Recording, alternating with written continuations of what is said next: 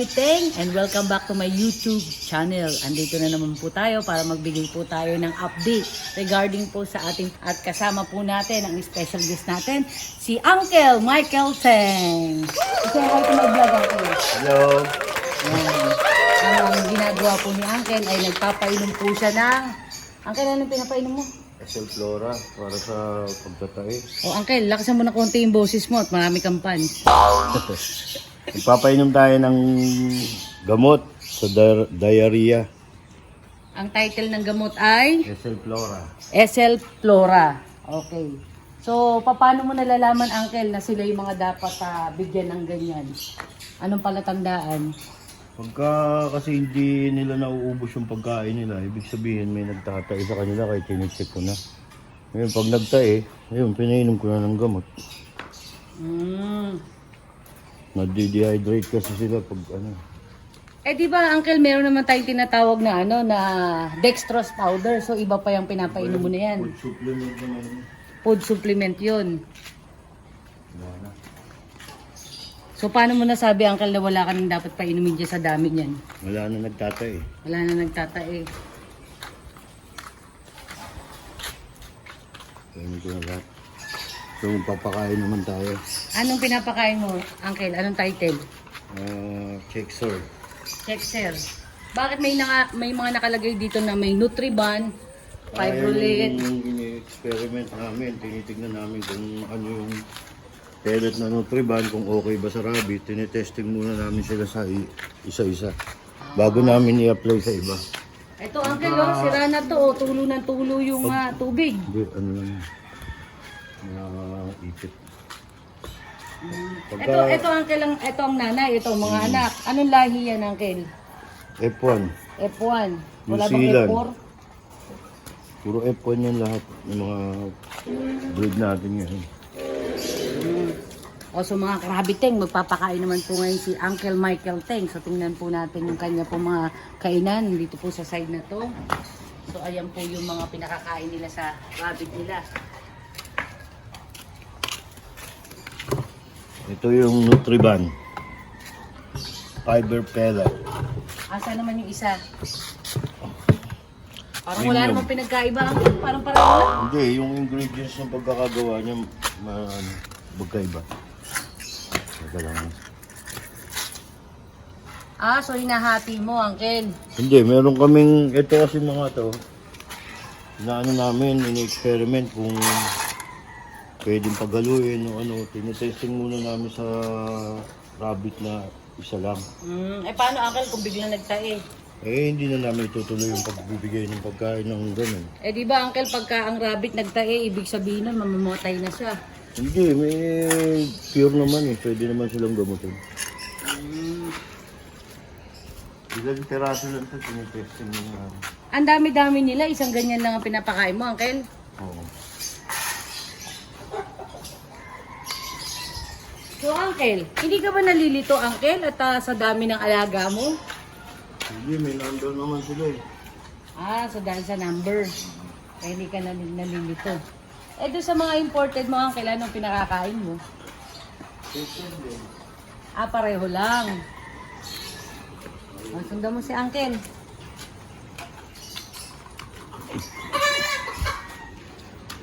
Nahihilo naman sa iyo yung mga pants ko, parang ang gulo mo mag-video.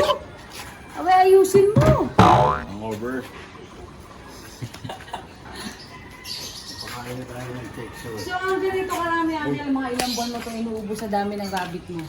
Ito ngayon pa lang namin tinitesting, hindi naman lahat siya ng pagkain. Ilan po pala yung pigs natin? Ayan, tingnan nyo mga rabbit Teng, ang tataba po nila. Say hi! Yan pa yung isa, oh.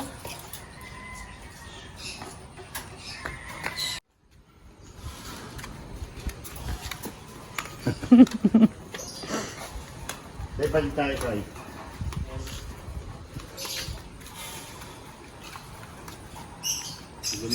So, Uncle, Michael Teng, kapag sumobra sa pagkain, anong mangyayari sa mga rabbit? Wala naman. Hindi naman nila kakainin pag sobra din. Ba't ang daming agyo ng kulungan mo, Uncle? Oo, ang daming maganda. Tinanggal niya, ang buhatin. Ngayon oh, si Simon Joseph Teng oh.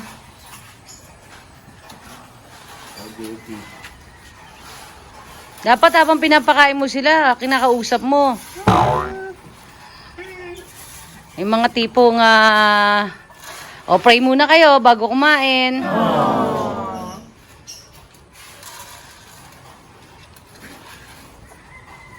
Tipid-tipid naman.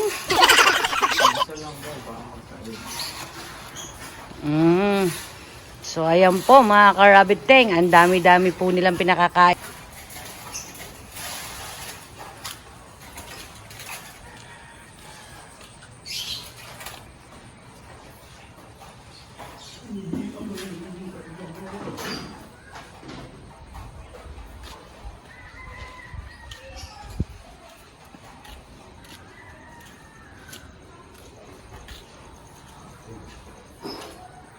Ayan, sobrang lawak po talaga.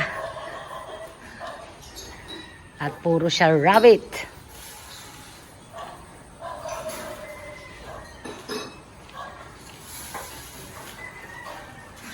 Uncle, puno na ba yung mga kulungan nyo? O mayroon pa kayo space?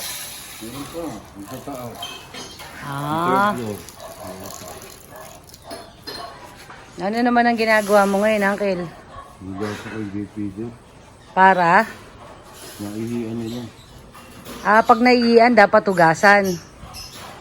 Bakit? Pag nainom ba nila yung iyi nila, mamamatay sila? Magtatay siya.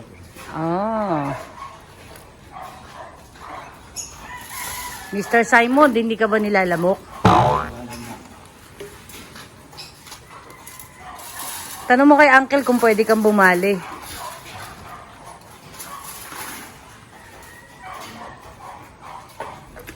So, Uncle, anong oras ang tamang pagpapakain? Depende sa'yo. Kami alas 7 tsaka alas 4 ng hapon. 7 a.m. at saka 4 p.m. Yung mga imported mo, Uncle, anong oras kumakain? Ganun din. Sabay-sabay sila. Alam na nila, oh.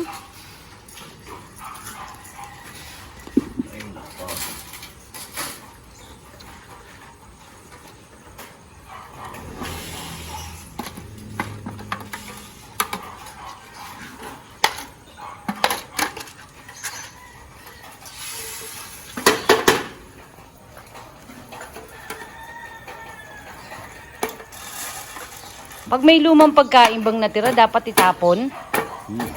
Ha? Pagka kasi nag-amag yun, nagkukos din ng diarrhea niya. So dapat linisin palagi ang J-feeder para hindi mag-cause ng ano. Ito, naghurmentado siya, oh. Oh, ba't siya naghurmentado? Kulang daw yung binigay mo dito, eh. So, yun. Tinatapon yung kinakain niya. Oo, ang dami niya na natapon. Yung kumakot dito po nagtatambayo sa kanya. Bigan! So may mga kanya-kanya talagang ugali ang mga rabbit din, ano? Ito na.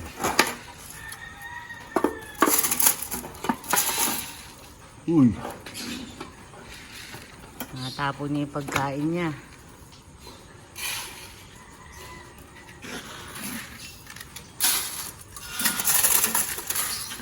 Sinasayang niya na yung pagkain niya, oh. Grabe yun. Sinarapo na. Grabe siya, oh.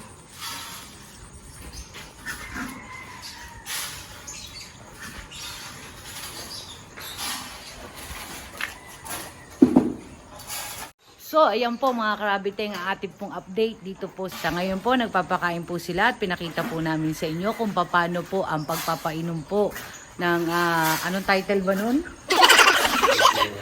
Oo, para po sa pagtatae. Yan. So muli mga karabiteng, I would like to thank you for staying with me, for palagi po ninyong sinusubaybayan ng aming pong YouTube channel. Sana po wag po kayong magsawa na magsubaybay po palagi ng aking pong YouTube channel. Makakaasa po kayo na I will keep you posted in every single ano po ng uy. Yan, busy po sila. Ayun po, makakaasa po kayo na patuloy ko po kayong bibigyan ng update regarding po sa rabbit tree business po na pinagkakaabalahan po natin. Maraming po sa inyong salamat mga ka-rabbit ting. Happy farming everyone! Keep safe! Bye!